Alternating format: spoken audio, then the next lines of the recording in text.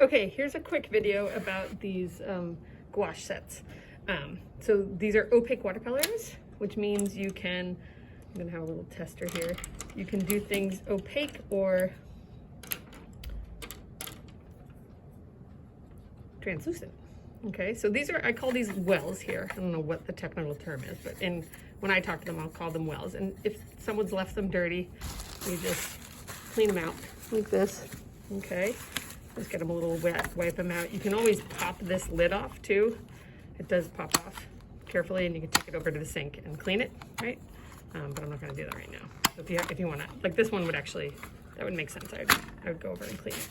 But so obviously you can mix a color. I just wanna show you that you can, you know, say I want more of a yellowy orange. Feel free to mix right on top of these cakes here like this, right? And maybe you want it to have a little, I don't know, you're just gonna see what happens when you mix this. You're gonna make some weird neutral color, right?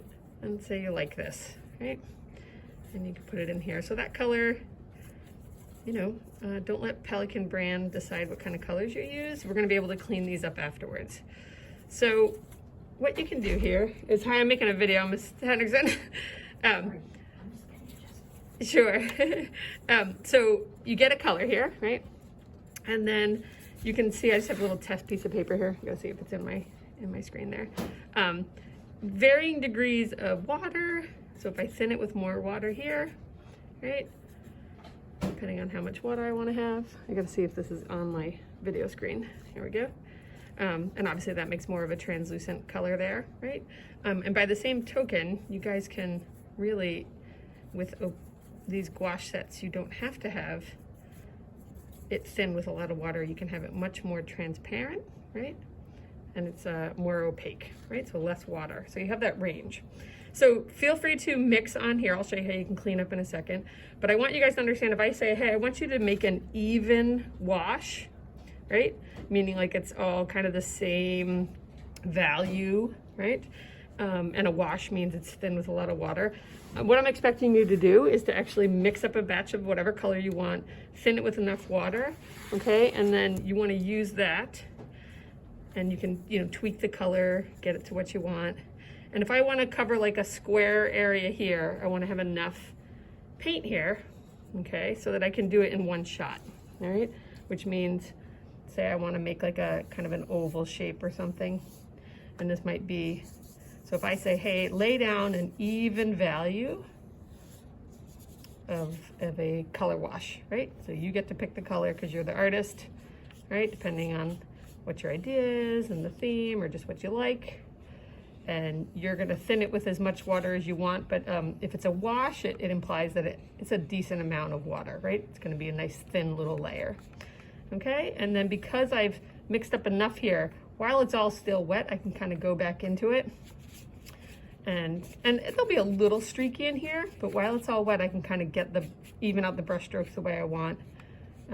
I can let this dry and then do like another layer if I want it to get a little darker, right? And so that would be like an even wash. Cool?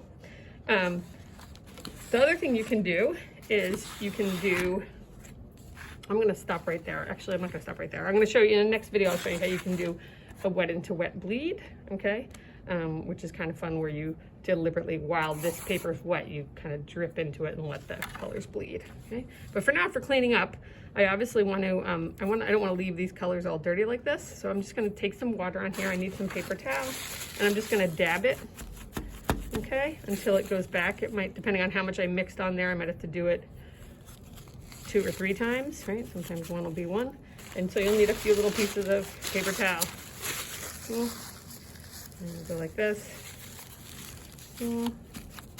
Dab that back, okay, and clean up all your pieces here. And then obviously I hope it's obvious that you should wipe out here, clean the set. If it's really dirty, like I said, pop this off and go clean it. I might actually go pop this off and clean it and put it back, so that the next person comes to use the paints, you are you've given them, the colors are all clean, they're dabbed back to their original. Looks like someone didn't clean this back. It probably was me when I was showing somebody something. Because this is actually magenta underneath here. There, can you see it? It's actually a magenta. So like, for example, since I'm rambling on in this video, you don't have a pure red here. That's a very orangey red, and magenta obviously is a really cool purplish red. But when you mix those two together, you would get what we would call like a nice smack pure in the middle red. Cool. So same things, when you mix these two blues, mix these two greens, you'll get a pure. All right, okay, that's it.